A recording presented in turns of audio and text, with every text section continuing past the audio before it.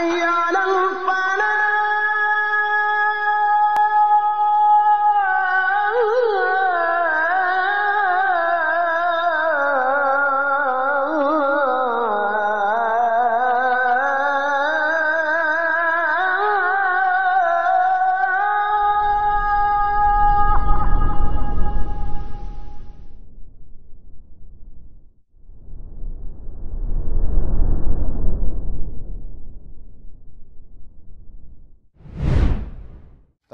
Bismillahirrahmanirrahim. Alhamdulillahirabbil alamin wassalatu wassalamu ala sayyidil mursalin wa ala alihi wa sahbihi ajma'in. Amma ba'd. Kita lanjutkan insyaallah kitab Kifayatul Akhyar fi Halli Ghayatil Ikhtisar karya Taqiyuddin Al-Hisni rahimahullah taala. Halil maniyyun najisun am tahir? Apakah mani, air mani itu najis atau suci? Ya, ini soal.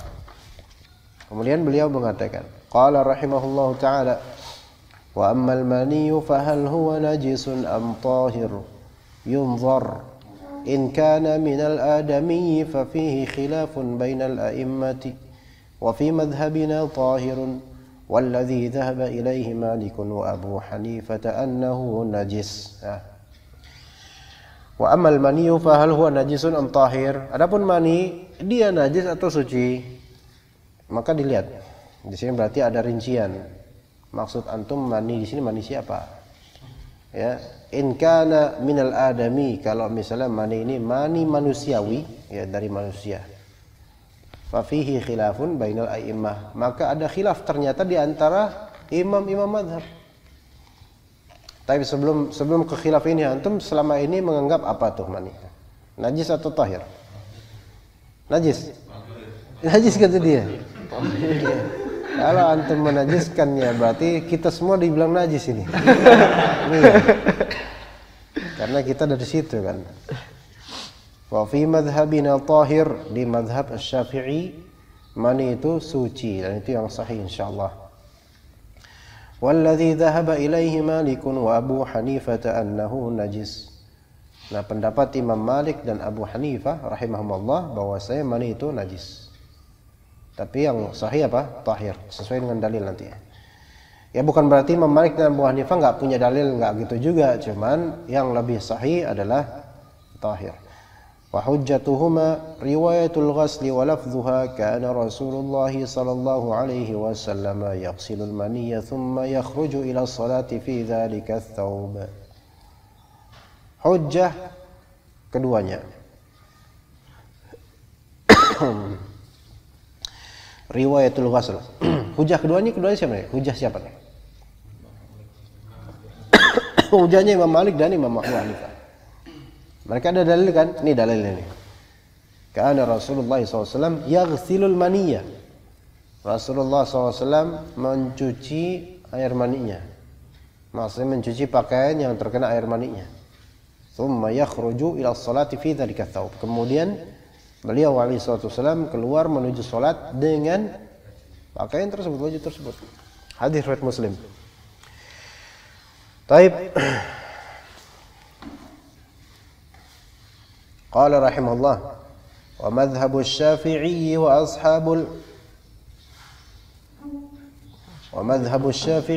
ashabil hadits gitu kan? Harusnya gitu kan? Nah. Harokat di antum gimana? Ada enggak harokat? Yang lebih banyak kalau di sini wa madhhabus Syafi'i wa ashabul hadithi. Kenapa itu? Hukumnya jadi apa Ustaz kalau ashabu? Kalau misalnya ashabus hadith itu ditakwilkan madhhabu di sini ya'malu amal al-fi'il. Gitu, tapi ya ana enggak begitu setuju juga sih. Wa madhhabus Syafi'i wa ashabil hadithi, ya. Madhab Asy-Syafi'i dan madhabnya ashabul hadith. Wa dhahaba ilaihi khalqun minhum, dan sebagian dari mereka itu dari para sahabat. Ali bin Abi Thalib wa Sa'd bin Abi Waqqas wa Ibnu Umar wa Aisyah radhiyallahu anhum ajma'in annahu tahir. Madhab Syafi'i, madhab ahli hadis, dan banyak dari para sahabat menyatakan bahwasanya air mani itu tahir. Wa huwa asahhur riwayataini 'anil Imam Ahmad. Dan ini adalah yang paling sahih dari dua riwayat dari fatwanya Imam Ahmad. Wa bihi qala Dawud, dalam mazhab Zahiri juga disebut suci. Ya. Jadi ini jumhur ulama ya. Yang menyelisihinya adalah mazhab Maliki dan Abu Hanifah. Ustaz, Daud di sini Daud Al-Zahiri bukan yang Sunan Nabi Daud itu? Bukan. Daud Al-Zahiri. Abu Dawud rahimahullah itu tidak dituturkan pendapat beliau dalam kitab-kitab fikih, enggak. Masih lebih kuat Al-Bukhari kalau dalam ijtihad. Ya. Jadi Imam Abu Dawud hanya diambil pendapatnya mengenai hadis. Begitu pula dengan At-Tirmidzi, ya gitu. Maka misalnya qala At-Tirmidzi gitu misalnya, atau sahahahu Abu Dawud bisa kadang-kadang bisa di kitab-kitab fikih. Tapi untuk fikih mereka enggak mengambil. Fuqaha enggak mengambil pendapatnya Abu Dawud dan enggak. Tapi kadang-kadang sebagian fuqaha mengambil pendapat Al-Bukhari. Rajjahahul Bukhari wa bihi qala Al-Bukhari gitu misalnya, ya. Gitu. Bukhari doang, Muslimnya enggak. Begitu ya. Jadi Daud yang dimaksud, kalau antum menemukan Daud di sini dalam kitab fuqaha, ya Daud Al-Zahiri. Iya. Dan sebaliknya Daud Al-Zahiri juga tidak dianggap oleh ahli hadis dalam ilmu hadis. Maksudnya enggak dipakai. Ya sahahahu Daud. Daud siapa? Ustaz Daud Rashid. Bukan. Bukan ya. Mudah-mudahan enggak dengar beliau gitu. Ya. Wa dalilu haula'i riwayatul farq. Dalilnya jumhur ini adalah hadis riwayatul farq. Al-farq ini bukan sama orang. Al-farq ini perbuatan kikir,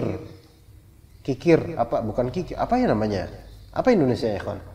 Ada air mani, plek nempel di ini. Kerik.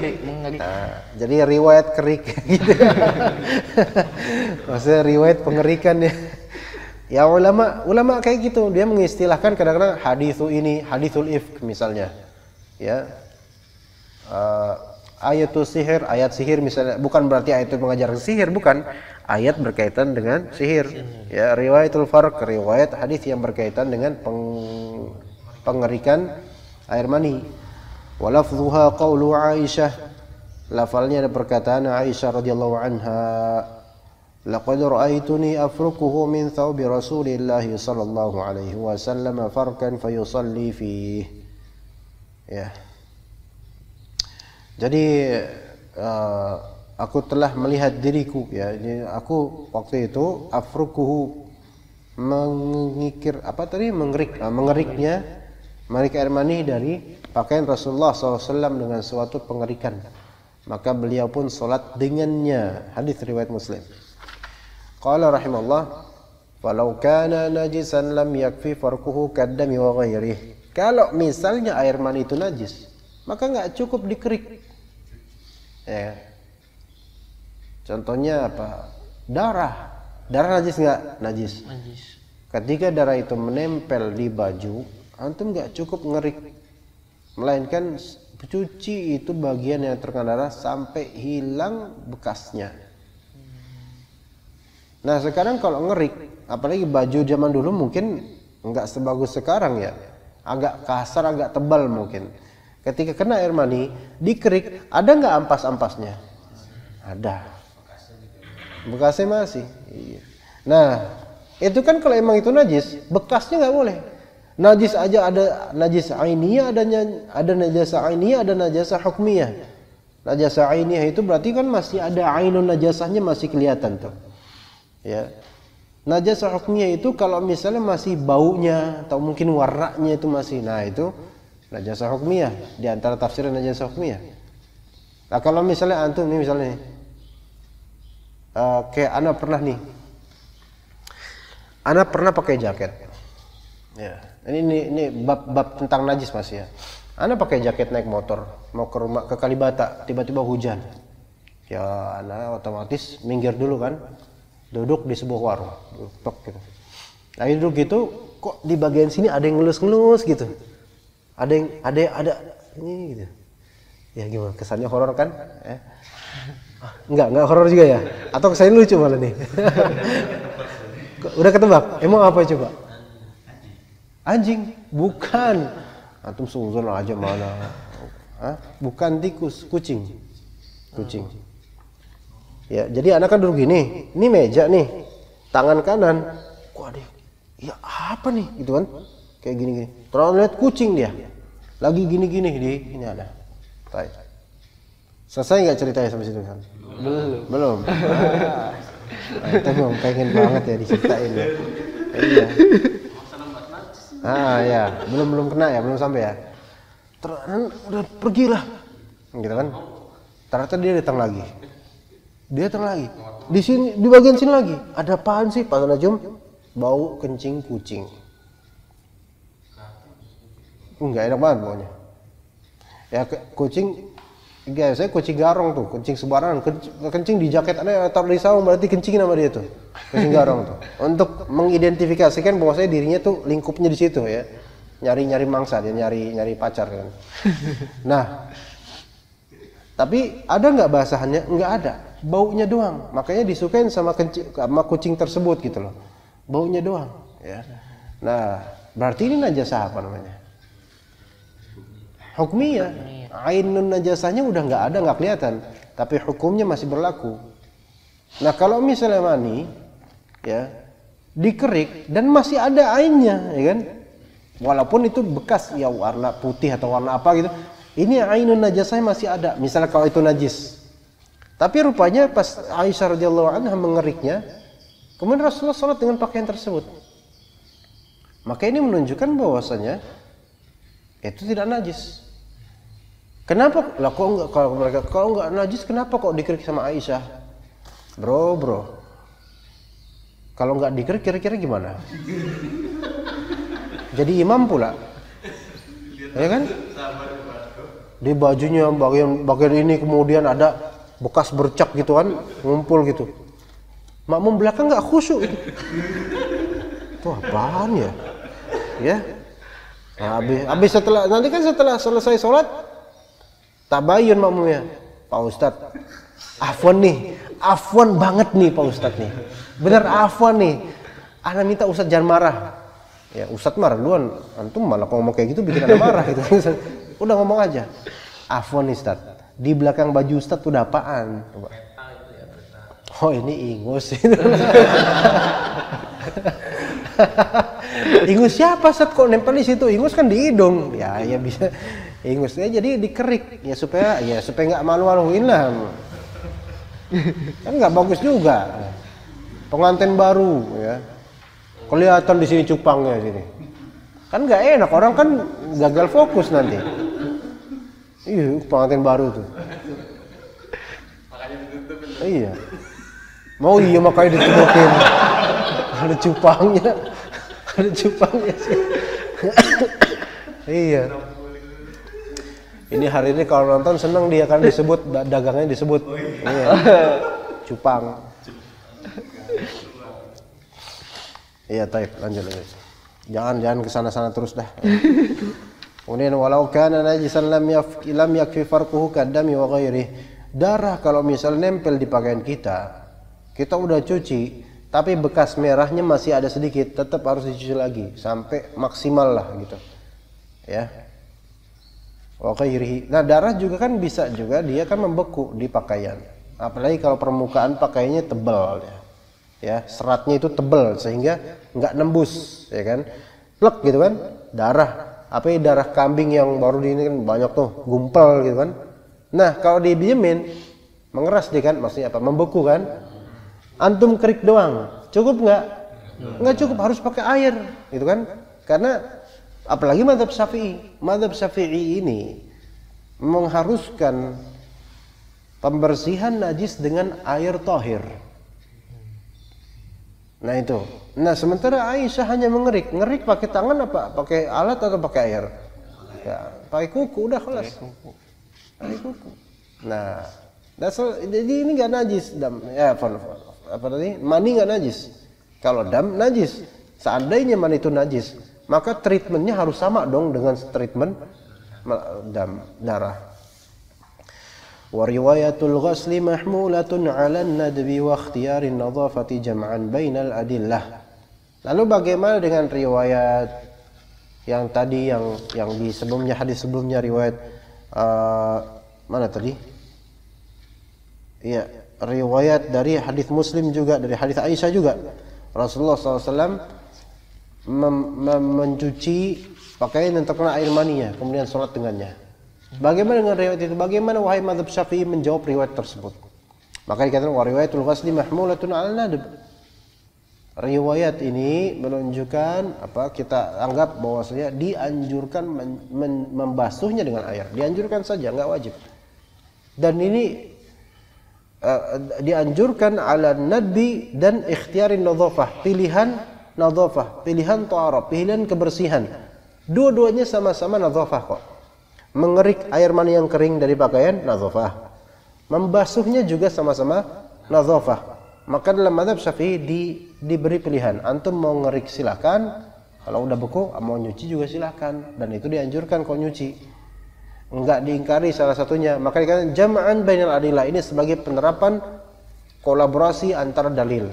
Menerapkan semua dalil sebagaimana mestinya. Wala farqa fi dzalika baina maniyir rajuli wal mar'ati 'ala al-madhhab. Tidak ada bedanya antara mani laki-laki ataupun mani perempuan sesuai dengan mazhab, ya. Kira-kira mana yang lebih masyhur keluar, mani laki-laki atau perempuan? Laki-laki lah, ya kan? Nah, jadi tidak ada bedanya. Kalau misalnya ya udahlah, nggak usah dilanjutin, nggak usah dimisal-misalin. Takutnya kemana-mana nanti. Alhamdulillah, Pak Niman sekarang seger, Pak. Ya, pembahasan-pembahasan seperti ini memang menyegarkan. Ya. Baik, kemudian qala rahimahullah wa amma maniyyu ghairil adami fa in kana maniyyu kalbin aw khinzirin aw far'i ahadihima. Kenapa far'i? Fa in kana maniyyu kalbin aw khinzirin far'i ahadihima sahih. Fa huwa najisun bila khilafin ka aslihima. Nah, tadi kan rincian pertama tadi apakah mani itu najis atau suci? Jawabannya tergantung mani siapa dulu. Kalau mani adami, ya, manusiawi, maka tahir. Itu mazhab Syafi'i dan salah satu riwayat yang sahih dari mazhab Imam Ahmad. Adapun mani ghairil adami. Nah, ghairil adami ini ghairil adami, ya nggak mesti hewan binatang. Maninya jin misalnya. Gimana mani jin? Hah? Hah? Ayam? Ghaib. Nah, itu dia makanya. Gimana caranya? Iya. Biru kata dia.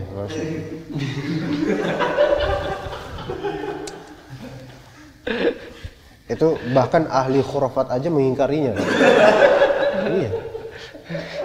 Orang yang biasa di khurafat aja itu nggak percaya, Pak. Ini saking asyaddu khurafatnya. Iya. Taib. Fa in kana maniyyu kalbin, kalau misalnya itu maninya anjing, au khinzirin atau maninya babi, au far'i ahadima atau bercabang dari salah satunya. Apa maksudnya bercabang dari salah satunya? Hampir sejenis mungkin. Oh, enggak, bukan sejenis, bukan persilangan juga. Enggak, far'i ahadima bukan persilangan antar anjing dengan khinzir, enggak. Baik anjing dengan binatang lain atau khinzir dengan binatang lain. Mungkin nggak terjadi itu? Mungkin aja. Misalnya ada kambing yang nafsunya gede, anjing yang kena lampiasannya. Ini cerita aja, ya. Lalu hamillah anjing tersebut, lahirlah kemudian binatang, namanya kanjing. Kanjing. ini gimana? Atau ambing. Ini gimana? Nah, kemudian itu dibilang anjing enggak, dibilang kambing enggak, atau nisfi, 50-50. Maka di sini anaknya ini najis atau enggak gitu loh. Enggak, anaknya bukan maninya, belum maninya, anaknya najis karena campuran. Dan itu yang disebutkan dalam Abu Syuja seperti itu ya, najis ya, baik bapak atau ibunya yang anjing atau yang babi gitu ya. Lebih busuk lagi kalau misalnya bapak anjing babi itu lebih najis lagi itu kan.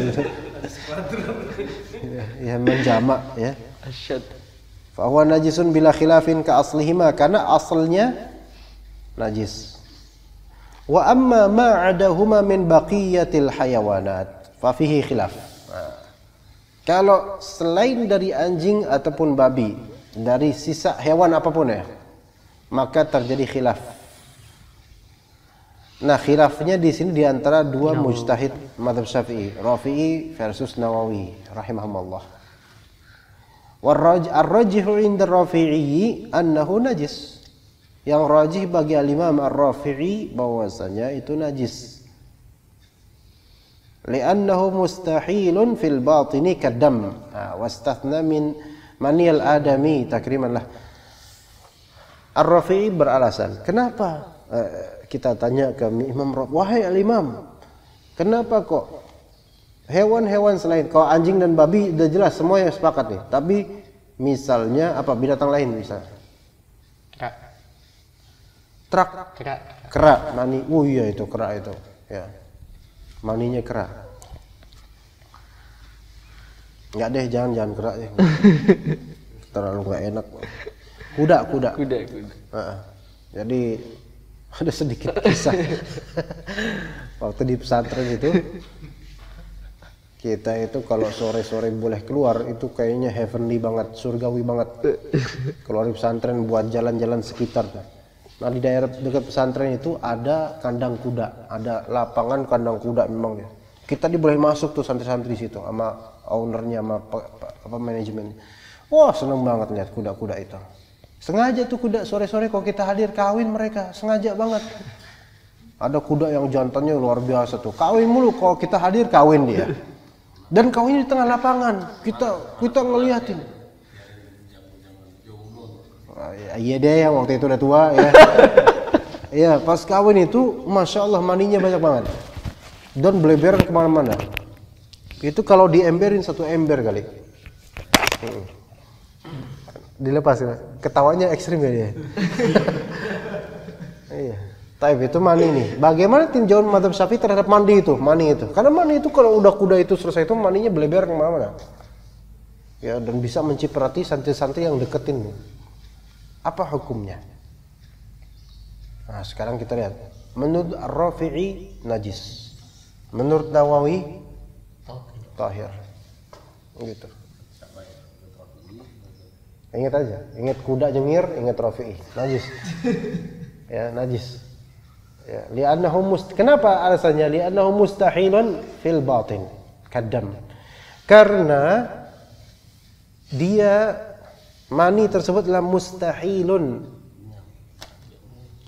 Mustahilun adalah suatu cairan yang telah ada perubahan darinya, atau telah berubah dari zat-zat lain, ya enggak? Karena air mani kan berubah dari saripati makanan. Ya. Kita kan udah pernah membahas tuh masalah istihalah.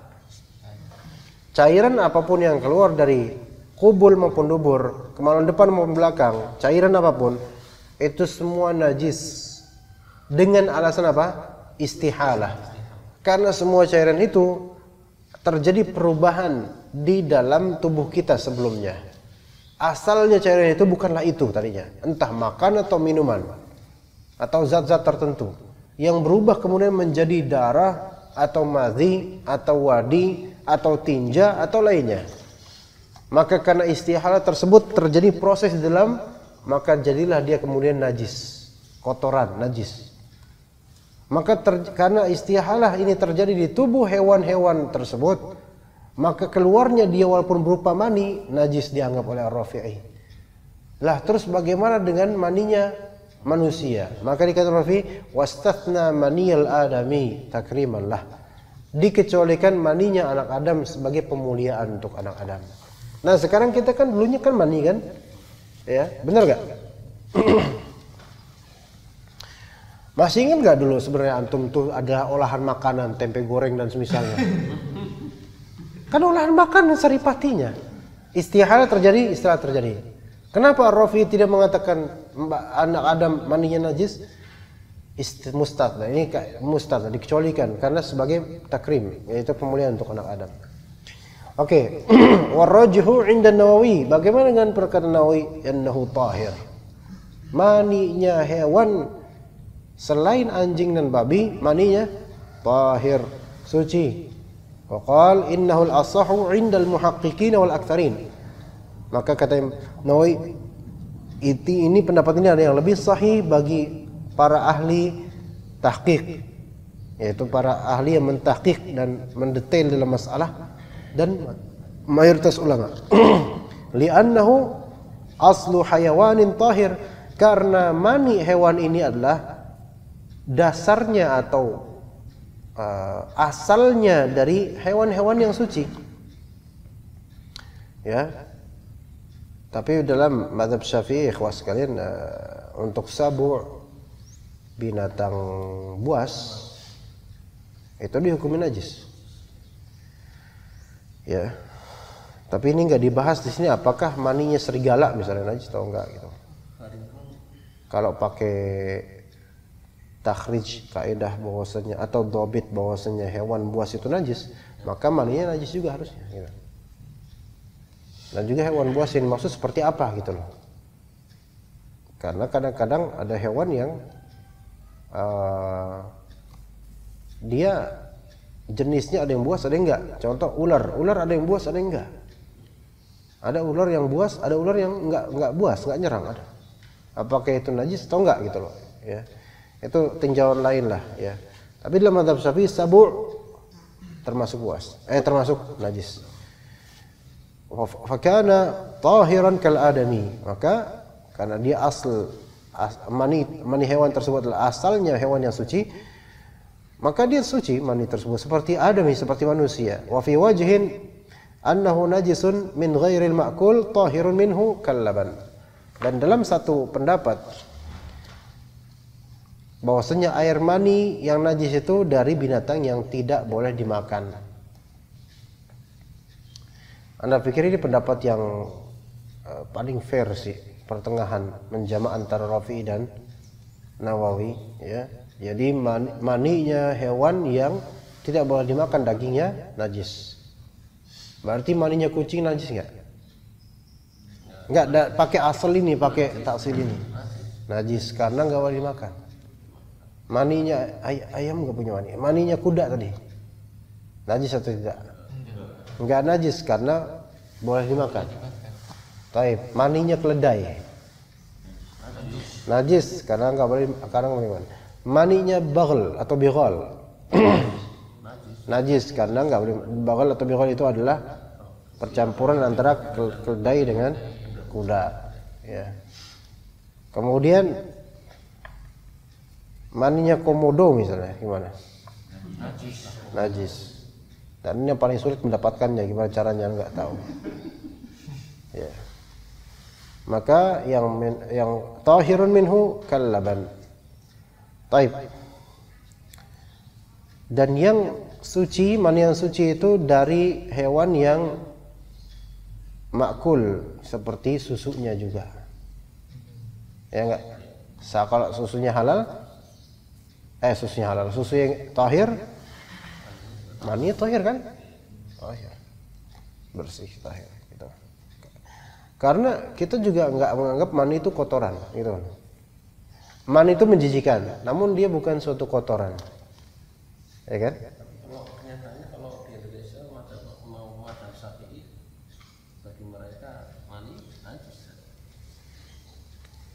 Siapa dulu yang ngomong ini? Kalau orang awamnya, karena awam ini nggak bisa membedakan antara qadhar dengan najis, kotor reget dengan najis nggak bisa bedain. Pokoknya sing reget kabeh we najis kabeh. Pokoknya yang kotor najis ya. Gitu. Iya emang bener ya kayak gitu. Mereka menganggap mani itu najis karena menjijikan, kotor gitu loh. Iya. Ya seperti itu. Taib, kita cukup sampai sini aja insyaallah kifatul akhir.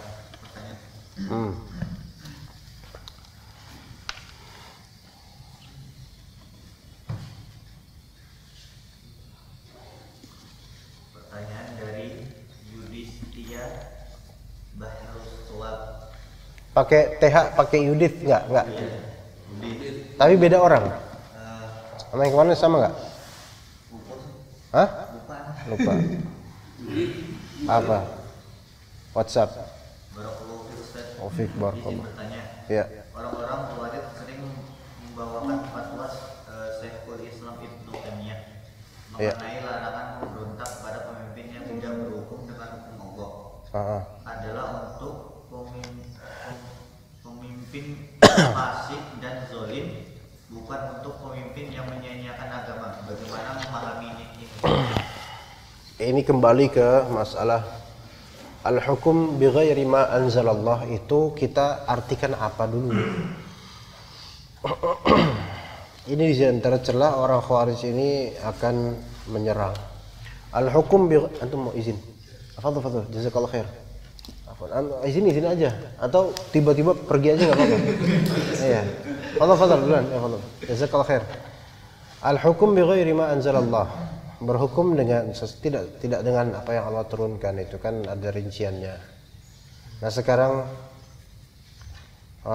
kata Syekh Ali Al-Habi sendiri, demokrasi misalnya itu adalah alat, sebenarnya alat, hanyalah nama.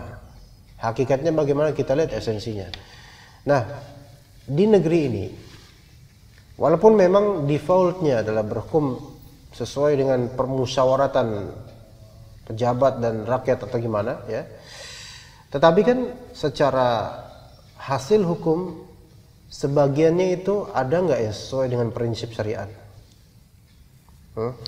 Sebagian hukum ada nggak ya sesuai dengan kaidah syariat? Ada, dan banyak. Baik dengan sengaja memang pengen berhukum dengan syariat, atau memang kebetulan aja pas dengan qawaidus syara' atau maqasid syar'iyyah. Dan sebagiannya menyelisihi atau bertentangan dengan qawaid syariah atau hukum syar'i. Dan orang-orang yang melakukan atau menerapkan hukum-hukum ini, sebagian mereka memandang bahwasanya hukum Allah yang terbaik. Ya ini kita mau gimana lagi, harusnya kita hanya bisa pakai hukum ini sekarang, nggak bisa kita ganti dengan hukum Allah saja. Artinya mereka juga ada keyakinan bahwa hukum Allah itu terbaik, dan mereka masih muslim. Walaupun secara praktik mereka kesulitan untuk berhukum dengan hukum Allah Ta'ala. Ada juga yang mereka memang menganggap hukum selain hukum Allah itu lebih baik. Nah ini kafir orang seperti ini. Tapi sekarang kalau mau digebiah uyah bahwasanya hukum negeri kita itu tidak ada syariatnya sama sekali, tidak berhukum dengan hukum Allah sama sekali. Oke, mau digituin. Terus what's the point? Antum maunya apa sekarang? Pernyataan Ibnu Taimiyah, Syekh bin Baz, Syekh Shalih Fauzan dan seterusnya dari sebagian ulama Ahlus Sunnah yang memutlakkan ini hanyalah berhukum dengan yang kita taat, hanya yang berhukum dengan hukum Allah Subhanahu wa taala ya. Tapi sekarang ketika begini, pemerintah mewajibkan untuk berhenti ketika lampu merah, oke? Taib. Itu ada nggak dalam syariat Islam? Ada nggak secara nas? Tidak ada, kan? Lalu para pejabat atau para polisi mereka berpendapat harus seperti itu, ijtihad mereka, oke? Taib. Ini sesuai dengan kaidah syariah. Sesuai dengan kaidah syariah. Pemerintah yang sekarang melakukan itu, mewajibkan itu, pemerintah ini defaultnya demokrasi bukan? Demokrasi kan? Berarti defaultnya berhukum dengan tidak ada hukum Allah Ta'ala, nggak ada hukum Allah Ta'ala. Tapi dalam poin ini berhukum dengan hukum Allah nggak? Dengan sesuai dengan syariat Islam nggak? Sesuai. Taib. Kalau kita mau kemudian tarik perkataan Ibnu Taimiyah tersebut yang diklaim atau perkataannya Syekh Saleh atau lainnya, bahwasanya kita hanya taat kepada yang berhukum dengan hukum Allah. Antum kira-kira nih, antum misalnya seorang khariji misalnya, antum mau nggak berhenti pas lampu merah? Mau nggak antum berhenti pas lampu merah? Nggak, ini jawab aja. Nggak, antum seorang khariji, antum mau nggak? Nggak mau. Karena apa alasannya? Justru ketika antum menerobos dan nggak dengan alasan anda nggak mau menuruti pemerintahan yang tidak berhukum dengan hukum Allah, antumlah sedang tidak berhukum dengan hukum Allah. Kenapa begitu? Karena antum menyelisihi maqasid syariah, yaitu hifdzun nafs. Ngerti nggak di sini? Menyelisihi. Karena dzon rajihnya adalah kalau kita menerobos secara sembarangan, padahal mobil banyak, antum mungkin kemungkinan besar akan tertabrak atau minimal mencelakakan orang kalau bukan antum, kan? Berarti antum sedang tidak berhukum dengan hukum Allah. Taib. Dan antum mendapatkan dua dosa. Pertama, dosa tidak taat waliul amri. Kedua, berdosa dengan tidak menghukum dan hukum Allah yang sesuai dengan maqasid syariah. Itu dia. Seperti itu.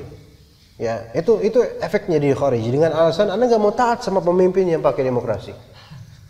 Padahal di poin ini sesuai dengan senafas dengan syariat Islam. Tapi sekarang kalau misalnya antum mau bikin KTP, warga negara diwajibkan nggak punya KTP? Wajib. Antum bilang ini nggak ada syariat dalam Islam, nggak ada kan? Nggak ada. Tapi ini ijtihad oleh ulil amri. Antum akhirnya nggak mau kemudian. Tapi sekarang pertama antum sedang nggak taat karena antum seorang khariji kan, antum nggak mau taat. Ya udah, anda nggak mau taat, anda nggak mau bikin KTP, anda nggak mau bikin kakak kartu keluarga, anak lahir nggak mau bikin kakak. Oke? Ajib nggak? Ada nggak khariji kayak gini? Nggak ada. Karena untuk dirinya, karena rata-rata khariji sekarang ini bukan masalah semata-mata ideologi, karena kepentingan, karena dunianya kurang dapat gitu loh. Maka untuk KTP tetap pakai. Loh, KTP ini siapa yang ngatur? Pemerintah bukan? Pemerintah. Ada nggak syariatnya dalam Islam? Pada asalnya tidak ada dalilnya. Tapi sesuai nggak dengan maqasid syariah Islam? Sesuai. Karena banyak hifdzul mal bisa dengan KTP nggak? Iya. Hifdzun nafs bisa dengan KTP. Antum ke rumah sakit bahkan klinik-klinik perlu KTP nggak kadang-kadang? Untuk membership perlu sekali supaya dapat membership. Walaupun nggak wajib BPJS, tapi KTP ada gitu loh. Kakak juga nanti buat sekolah anak. Ayo gimana? Mas'uliyahnya banyak, akte kelahiran dan seterusnya banyak. Ya. Semuanya ini kan termasuk apa? Maqasid syariah untuk maslahat duniawi kita, untuk apa-apa mudah. Itu tidak ada terwirikan dalam hukum Allah Ta'ala secara paten, tapi satu senafas dengan maqasid dan kaidah-kaidah syariat. Tapi kalau seorang khariji enggak mau menerapkan itu semua karena tidak mau taat kepada walil amri khalas, padahal itu termasuk senafas dengan syariat Islam, kira-kira bakal rugi nggak hidupnya? Rugi dunia dan juga akhirat. Rugi dunia dan juga akhirat. Dan kenyataannya sekarang rekan-rekan yang menuju pemahaman khawarij, mereka membawakan fatwa tersebut dengan mujmal, kenyataannya mereka tetap taat pada walil amri, tapi dalam hal-hal yang darurat buat diri mereka sendiri. Iya, lampu merah ikutan. Kenapa? Takut tabrak. Nah, giran ente takut tabrak, itu kan. Kemudian ikut BPJS juga. Iya, giran ada benefit untuk duniawinya, bukan untuk agamanya, baru ikutan. Begitu.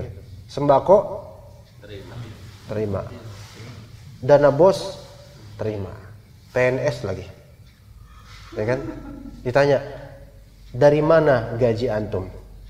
Dari negara. Negara dapat duit dari mana? Dari pajak. Pajak halal atau haram? Pusing ya. Pusing kepala BRB itu. Antum kharij. Antum mau keluar dari ketaatan pemerintah, tapi urusan menyusu dari duitnya pemerintah mau antum?